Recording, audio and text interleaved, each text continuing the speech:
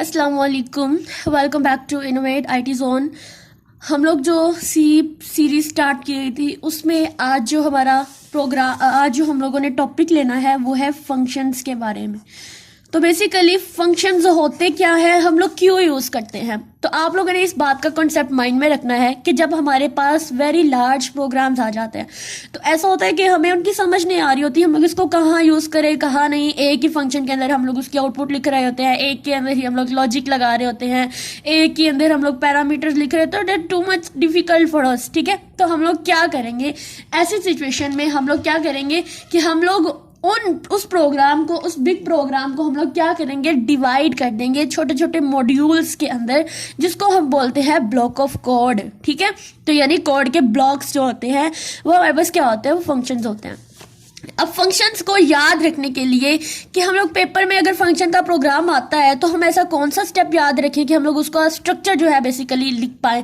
तो सबसे पहले तो आप लोगों ने जो बात याद रखनी है वो आती है फंक्शन प्रोटोटाइप या function declaration. Basically it's a step 1, ठीक है। दूसरा हमारे पास आता है मेन फंक्शन के अंदर हमारी फंक्शन की कॉलिंग, ठीक है, यानी फंक्शन कॉल करेंगे हम लोग इसके अंदर। और थर्ड स्टेप आता है हमारे पास फंक्शन डेफिनेशन। अब ये स्ट्रक्चर है, इसमें स्टेप वाइज जो होते हैं हम लोग किस तरह से सॉल्व करेंगे। देखो, कोई भी प्रोग्राम करना हो हमारे लिए सबसे बेस्ट वे होता है कि हम लोग सबसे पहले उसका स्ट्रक्चर लिख लें, बाद में बाकी सब देखा जाएगा। तो सी का स्ट्रक्चर हमारे पास कौन सा होता है, चाहे हम लोगों ने फंक्शन करने हैं, चाहे एरेस करनी है, चाहे पॉइंटर्स करने हैं, चाहे कुछ भी करना है, सी प्रोग्राम का स्ट्रक्चर क्या है वो आप लोगों को माइंड में रखना है। मैं एक दफा फिर से आपको रिकॉल करा देती हूँ।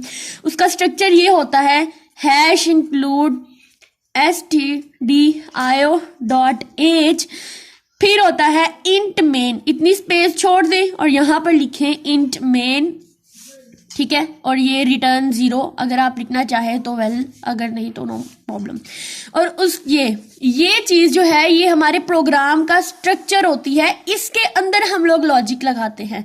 तो अगर फंक्शन का प्रोग्राम है तो हम क्या करेंगे, फंक्शन डिक्लेरेशन करेंगे सबसे पहले। तो उसका साइंटेक्स क्या होता है हमारे पास, सबसे पहले तो हमने ये बात जानी है, फंक्शन डिक्लेरेशन हमारे मेन फंक्शन से ऊपर वाली होती है। मेन फंक्शन के ऊपर हम लोग अपने फंक्शन को डिक्लेयर करते हैं, ठीक है। तो इसके लिए हम क्या करेंगे, एक डाटा टाइप लेंगे, मैंने यहाँ पे वॉइड ले ली है, और यहाँ पर हम लेंगे फंक्शन का नेम।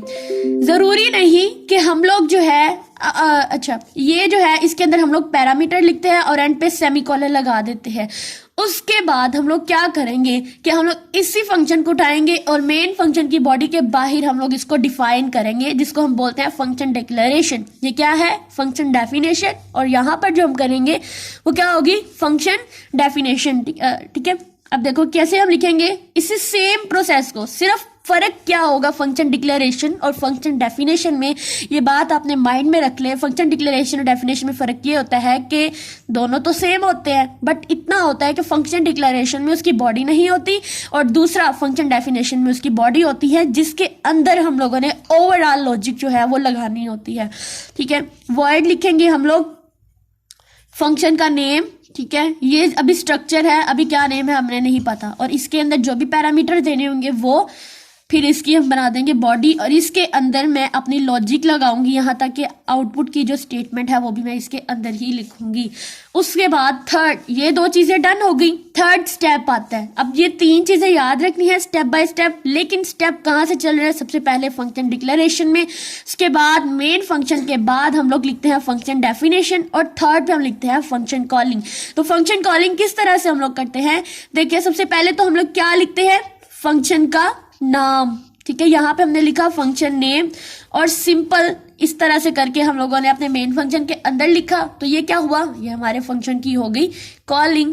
तो नेक्स्ट वीडियो में हम क्या करेंगे, एक लेंगे एग्जाम्पल फंक्शन से रिलेटेड और उसको सॉल्व करेंगे। इससे आप लोगों के कॉन्सेप्ट जो है वो ज्यादा क्लियर हो जाएंगे, ठीक है। और तब तक आप लोग इस स्ट्रक्चर को याद रखें। और सबसे इंपॉर्टेंट बात, मैं हर प्रोग्राम में आप लोगों को ये बार बार कहती हूँ कि आप लोगों ने अगर कोडिंग करनी है तो सबसे पहले किस लिहाज से कर रहे हैं, अगर आप सी में कर रहे हैं, C++ में कर रहे हैं, जावा में कर रहे हैं, पाइथन में कर रहे हैं, जिसमें भी कर रहे हैं, तो उसका स्ट्रक्चर याद रखना लाजमी है। क्योंकि अगर आप लोगों को स्ट्रक्चर आता है तो देन आप लोगों का एग्जामिनर आपसे इम्प्रेस हो सकता है। और दूसरी बात के सिंटैक्स, तो स्ट्रक्चर जो है अगर मैं इन चीज़ों को अंदर से स्किप कर दूंगी तो क्या होगा, ये एक स्ट्रक्चर होगा, बाकी जितने भी चीज़ें बचती हैं, ठीक है। तो बाकी इस लिहाज से अगर आप लोगों ने इसको C++ में करना है तो आप लोगों को क्या करना पड़ेगा, इसकी जगह सिर्फ आप लोगों को लिखना पड़ेगा iostream.h और यूजिंग नेम स्पेस std, ठीक है बस। और सिर्फ printf की जगह पे आपको सी आउट करना होगा कुछ इस तरह से आपको यहाँ पर, और scanf करना हो तो सी इन करना पड़ेगा, ठीक है। ये बातें याद रखनी है और आप लोगों के लिए एग्जाम के लिए शॉर्ट टाइम ये मैंने आप लोगों को बताया है। ओवरऑल जो चैप्टर का आप कह सकते हैं कि समरी होती है वो इसी में क्लियर हो रही है।